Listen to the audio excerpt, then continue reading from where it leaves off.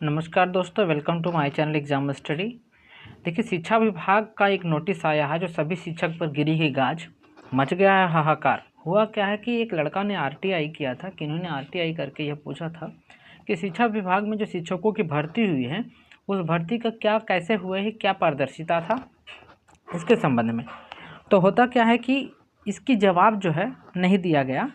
तो अब क्या है कि अब शेखपुरा जिला शिक्षा पदाधिकारी शेखपुरा के द्वारा एक नोटिस निकाला गया। ठीक है, नोटिस देखिए, जिला शिक्षा पदाधिकारी सिवान के द्वारा नोटिस निकाला गया कि देखिए, जो आपको TRA 1, TRA 2, TRA 3 के अंतर्गत नियुक्तियों को वर्तमान कार्यरत विद्यालय में अध्यापक हैं और इनका जो निर्धारण अहर्ता के जांच के संबंध में, ठीक है, कहा यह गया कि देखिए, आपके पास यदि जो आप नहीं देते हैं किसी चीज़ की जानकारी जो मांगा जाता है, देखिए यही RTI का नोटिस है। कहा जा रहा है कि यदि सूचना के माध्यम से, सूचना के अधिकार के माध्यम से यदि सूचना मांगा गया है, आप सूचना नहीं देते हैं, इसके कारण में क्या है कि जिला में अपील करेंगे, जिला के बाद फिर राज्य में अपील करेंगे, राज्य के बाद फिर वो क्या है कि कोर्ट भी जा सकते हैं। हाँ, इस संबंध में यदि जो कोई कार्रवाई होता है तो वो संबंधित शिक्षा अधिकारी जो जिला जो नहीं दिए हैं जानकारी, उन पर उनका जिम्मेदार होगा। उनके अंतर्गत वो लापरवाही के कारण वो पदाधिकारी या प्रधानाध्यापक, उनके विरुद्ध कार्रवाई होगी। ठीक है, इस बात से मच गया हाहाकार। हुआ क्या कि अब कहा गया कि अब जानकारी क्यों नहीं दिए हैं। तो जानकारी नहीं देने के कारण देखिए एक और RTI का नोटिस। जानकारी नहीं देने का कारण क्या हुआ? कारण यह है कि उनके पास सूचना उपलब्ध नहीं है, इसीलिए जानकारी नहीं दे रहे हैं। सूचना क्यों नहीं उपलब्ध हुआ? देखिए, TRA 1 और TRA 2 और TRA 3, ठीक है, कौन कौन?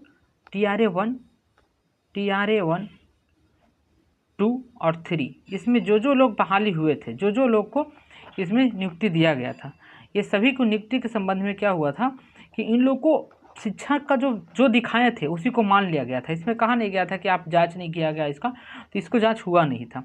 तो जो दिखाए वो मान लिया गया और मान लिएगा उसी पे नियुक्ति हो गया। क्योंकि TRA 1, 2, 3 इतना जल्दी हुआ है कि आप देख लेंगे कि बिहार सरकार आंकड़ा पूरा करने के चक्कर में इन्होंने बहुत फास्ट काम कर दिया। होना भी चाहिए था काम ऐसा है, लेकिन कुछ तो इसका होना चाहिए कि पारदर्शिता और सत्यापन के साथ होना चाहिए। तो जानकारी मिला नहीं। अब क्या है कि देखिए, अब गाज गिरा है। अब क्या कहा जा रहा है कि देखिए कि जो आप लोग जो किए हैं पहले नहीं कर पाए, अब कीजिए। अब क्या कीजिएगा? देखिए, जिला शिक्षा पदाधिकारी शेखपुरा के द्वारा नोटिस जारी कर दिया गया। तानवीर आलम के निर्देश में कहा गया है कि आप जाके हर एक जिला में, मतलब कि हर एक अपने अपने विद्यालय में सभी शिक्षक जो वर्तमान में कार्यरत हैं और पहले से भी हैं, उनका सारा डॉक्यूमेंट चेक किया जाएगा। कौन कौन सा डॉक्यूमेंट, वो भी मैं बता रहा हूँ। सारा डॉक्यूमेंट चेक किया जाएगा। कौन कौन सा डॉक्यूमेंट? तो डॉक्यूमेंट में देखिए इनका है TRA 1, 2, 3 के अंतर्गत नियुक्ति तथा वर्तमान में कार्यरत विद्यालय अध्यापकों के निर्धारण अहर्ता के जांच कराना या जांच प्रतिवेदन विहित प्रपत्र के उपलब्ध कराने हेतु निर्देश दिया गया है। जिला को निर्देश दिया गया कि आप करवा लीजिए। देखिए, 27/11 का ये लेटर है, मतलब कि कल परसों का ही लेटर है। ठीक है, अतः प्रासंगिक पत्र के अनुपालन के आप सभी से निवेदन है कि TRA 1, 2, 3 के अंतर्गत नियुक्त एवं वर्तमान में कार्यरत विद्यालय अध्यापक एवं निरंतर अहर्ता के जांच हेतु उसकी सभी शैक्षणिक शिक्षण, समझ में आया?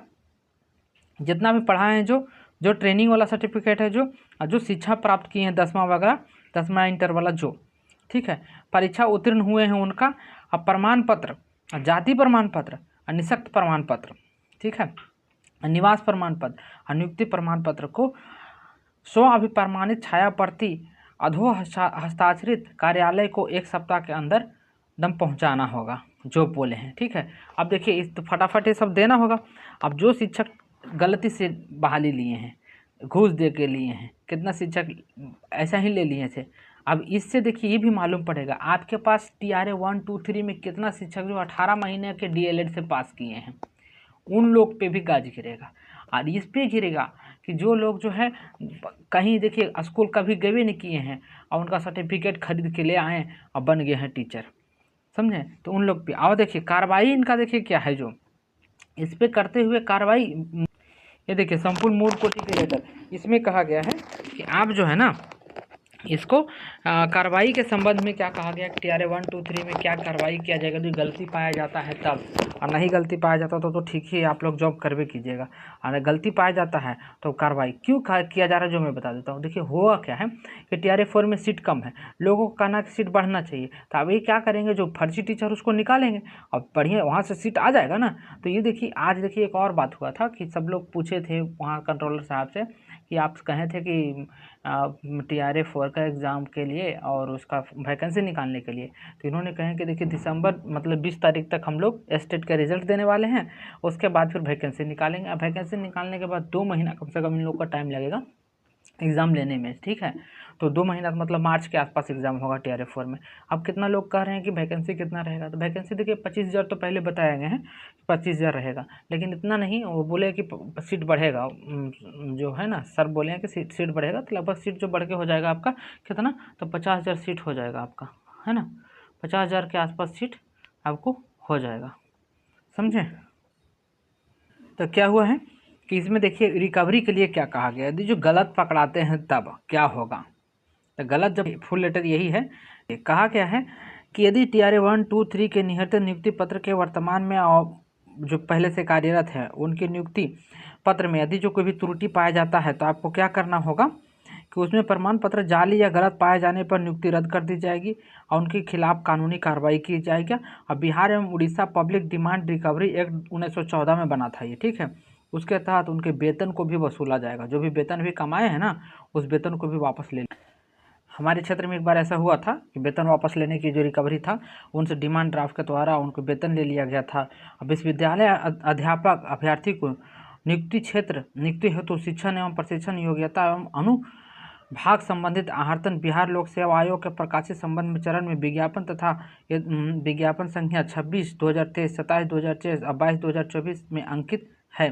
अतः निर्देश दिया जाता है कि उक्त प्रावधान के आलोक में ऐसे विद्यालय अध्यापक की आहर्तन की जांच करते हुए विस्तृत प्रतिवेदन इस पत्र की साथ संलग्न प्रमाण पत्र के 1 माह के अंदर कार्रवाई 1 माह के अंदर जो है उपलब्ध कराना सुनिश्चित करेंगे। यदि संबंधित मामले में किसी बिंदु पर विभाग से परामर्श की आवश्यकता हो तो इसे हाथों हाथ प्राप्त कर लिया जाएगा, ठीक है। कृपया इसे सर्वोच्च प्राथमिकता दिया जाए। सोच रहे हैं, कह रहे हैं कि सर्वोच्च प्राथमिकता दिया जाए, मतलब क्या है ना, AEDO का एग्ज़ाम होगा और जब इनका बहाली होगा उससे पहले चाह रहे हैं कि विभाग क्लियर इनको मिले। AEDO वाला जो भी होंगे ना उनको चाह रहे हैं कि इन लोग को AEDO वाले को विभाग जो है क्लियर मिले, जब क्लियर मिलेगा तब जाके वो काम कर पाएंगे।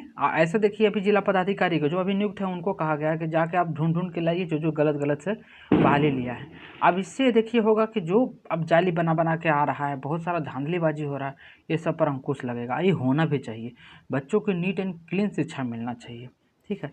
अब देखिए क्या होता है मामला आगे, तो देखने की वाली बात है, ये आएगी ही सामने, क्योंकि TRA 1, 2, 3 में जो है जितना ज़्यादा लोग 18 महीना वाला भी भर्ती ले लिए हैं, 18 महीना DLED के हैं वो भी भर्ती ले लिए हैं।